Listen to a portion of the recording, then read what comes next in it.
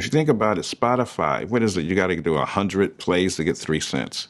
But what folks don't realize, you make money as a writer and publisher on airplay.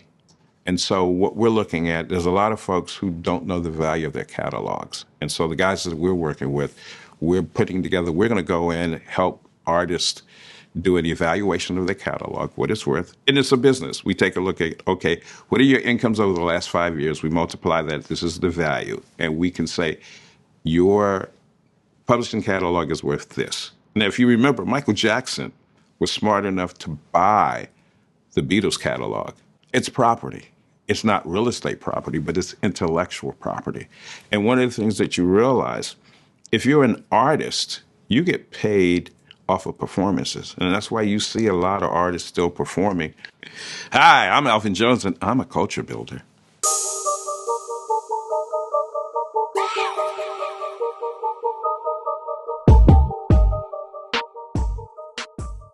I think Rap City's legacy, to me, the most important is the fact that it was able to last for 19 years because something I created got passed off to other people who came up with other ideas. And it's good you start something, but it has to keep growing, it has to evolve, it has to change. And when you can create something and let it live and other people take it, it's like a relay. You pass the baton, they take something with it, they do with it, they take it to the next level. 19 years is a long time. Having someone like a Tigger come along and a Mad Links and a Joe Claire and a Chris Thomas, all of these people were a part of this and they made it work. I had said before in an interview, Rap City is really what happens when black folks work together and get along. I'm kind of continuing the path that I took once I left Rap City. And it's always doing things that haven't been done, but you see that there's an opening for it. So back in 2006, I worked with Microsoft. That was called New Music. It was video online. And the bandwidth wasn't very large. So all our videos were like 320 by 240, which is like 25% of the resolution of standard def TV. We had the cast of Grey's Anatomy, we had Jamie Foxx, and then we also had Alicia Keys. Now, one of the videos that we shot, but Microsoft said he's not big enough at the time, was Chris Brown. And so I've always been in the space of let's create something going to that next level. What I'm trying to do right now, I've been working on this, and it's going to come. I want to do for women in business what we were able to do for rap with Rap City. I have a show called Women's Business Report. We call it WBR TV, Women's Business Report TV. The website is wbrtv.us. And we're highlighting the great things that women are doing. I also have a TV show on cars. It's called Planet Vehicle. We just did an interview with Michael Strahan with his new Porsche that he had specially made. But one day I ran into a woman that owned a body shop, an auto body shop, and I thought that was so crazy. And I said, you know what? This is so cool. I knew that March was going to be Women's History Month, and I said, I'm going to create a special show for women who have their own businesses. And so I put this together, and because she had like a skin condition, I don't know, it was seborrhea or something like that, she couldn't go on the air. So I felt bad. Here's the woman that inspired me to do this special on women in business, and she couldn't be on it. So I said, I'll do another show. So it became a series. We had the first female coach in the NFL, Dr. Jen Welter. She was a coach with the Arizona Cardinals, and actually she played football with men. It was funny, Bruce Arians, who was the coach of the Cardinals at that time, he talked to the team because he didn't want any dissension. He says, okay, I'm thinking about bringing this woman in as a coach. I want you to see her. And so she was playing football. I think she was like 5'2". She was a running back. And she's playing football with men. And it was a goal line. Instead of pitching the ball, they gave her the ball right up the middle, right off the tackle. Now, I was talking between the guard and the tackle. And they just pancaked her ass for three. They gave the ball straight up the middle 3 straight times. Boom, boom. And she got up and looked at the guy who's about 300 pounds, defensive tackle. It's like, that's all you got? The members of the Arizona Cardinals were inspired. And they said, Dr. Jen is cool. So Dr. Jen is doing things. There's a lady, Dolly Obery, who came over from India with $200 in a backpack. 2019, she had a $100 million subcontract under Boeing for the Department of Defense. So you're seeing all these women who have their own construction businesses, women who take over businesses from their dads. So that's one of the things that I'm working on. The other thing I look at is I've always been an advocate for artists playing their music. I was the first one to play Anita Baker when she was in Chapter 8. Groups like Atlantic Star, Starpoint, Confunction, all of these groups that I've run into, Toni, I did their world premiere. So what I look at now is the business side, because if you think about it, Spotify, what is it? You got to do 100 plays to get 3 cents. But what folks don't realize, you make money as a writer and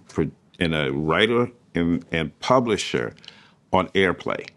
And so what we're looking at, there's a lot of folks who don't know the value of their catalogs. And so the guys that we're working with, we're putting together, we're going to go in, help artists do an evaluation of their catalog, what it's worth. And it's a business. We take a look at, okay, what are your incomes over the last 5 years? We multiply that. This is the value. And we can say, your publishing catalog is worth this. Now, if you remember, Michael Jackson was smart enough to buy the Beatles catalog.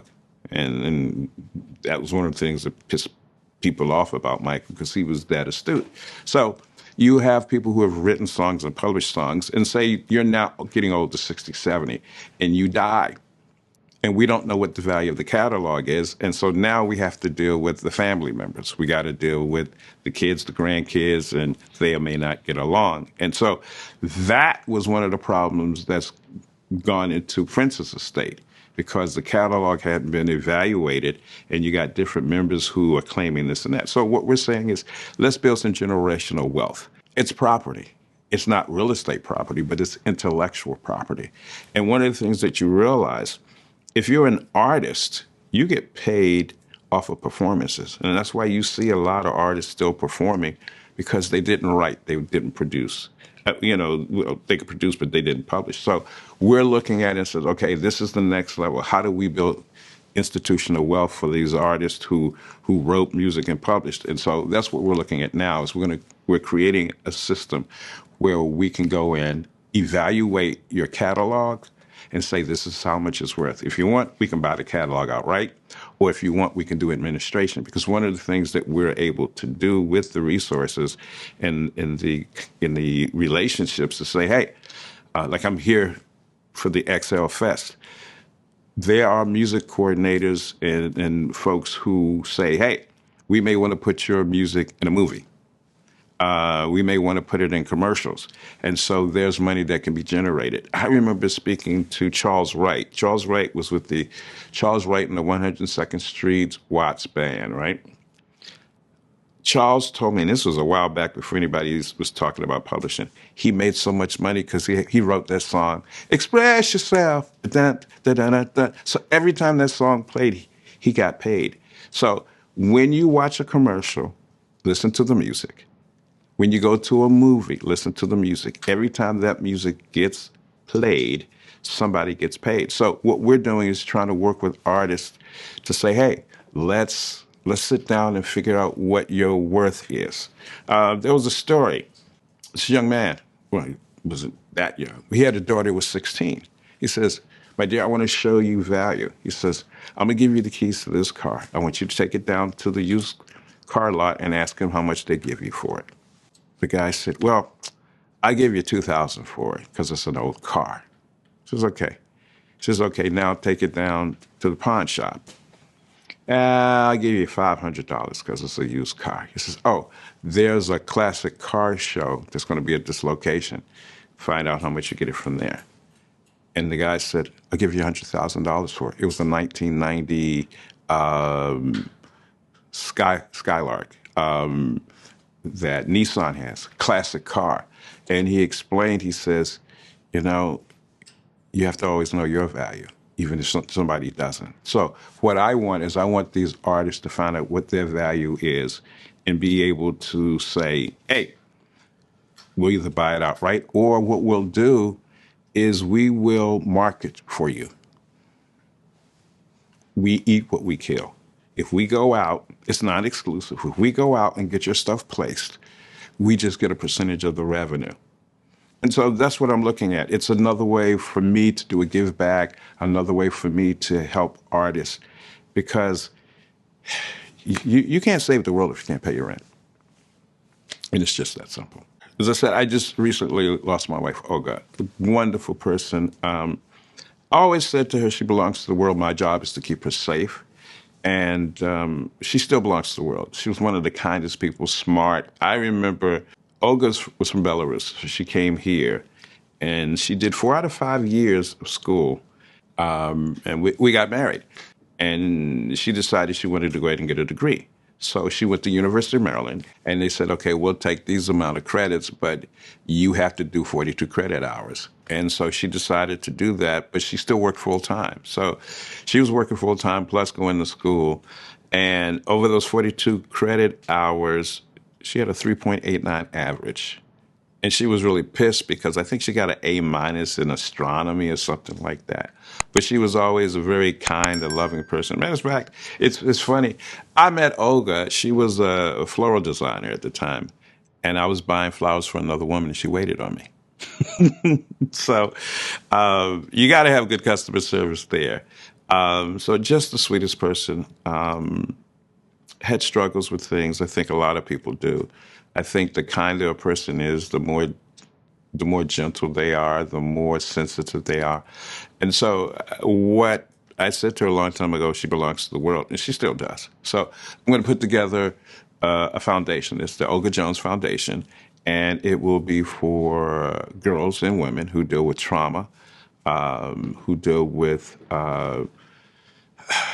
depression, anxiety, abuse, because she fought long and hard.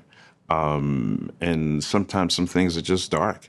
And so I want to be able to help. The other thing that I really have been working with is childhood cancer. There's a young lady, Gabriella Miller, 10 years old, amazing young lady. And they actually put together a bill, and they named it after the Gabriella Miller First Kids Act. And that is to use money for childhood cancer research. So I don't think people know, when the NIH does all this research, only 4% of cancer research goes towards children. And one of the problems with that is a lot of the chemotherapy and stuff is not targeted toward children. Children are taking chemotherapy and dealing with these medicines that are more intended for adults. And if you think about a child, they have organs that haven't fully developed yet, and that impacts it. So, yeah, it's going to be about children, because Olga knew Gabriella too. She was very touched by Gabriella's story. And I've done some work with the Girls on the Run before COVID, Girls on the Run, Northern Virginia. So I see us doing more for women and for girls. We have to protect our daughters. We have to protect our women.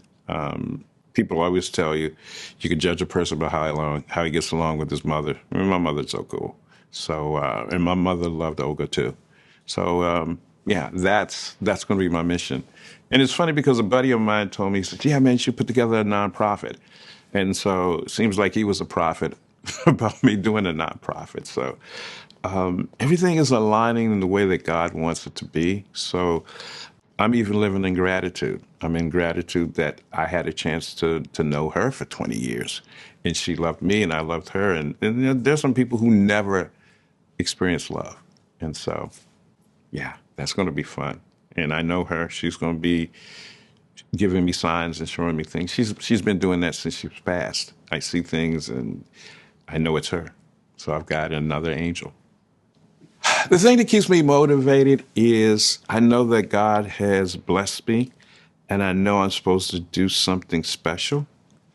I realize I got a lot of things I got to do. Like I said, even with Olga's passing, now it's time for me to get going and get things going. And so God has given me potential. God has given me a purpose.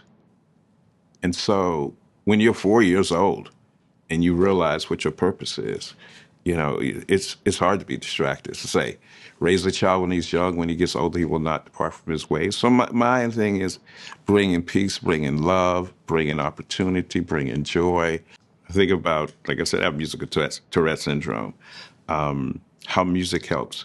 You need a song that will make your day brighter, one that will last you long through troubled days, giving your heart the light to brighten all of the darkness in your way. So for me, that's what inspires me. I want people to feel better. I want people to do better. I want people to be all that they can be. So that's what pushes me. And I probably, for the next 65 years, that's probably what I'll be doing as long as I can. Hey, I'm Alvin Jones. Welcome. You are experiencing 247hh.com.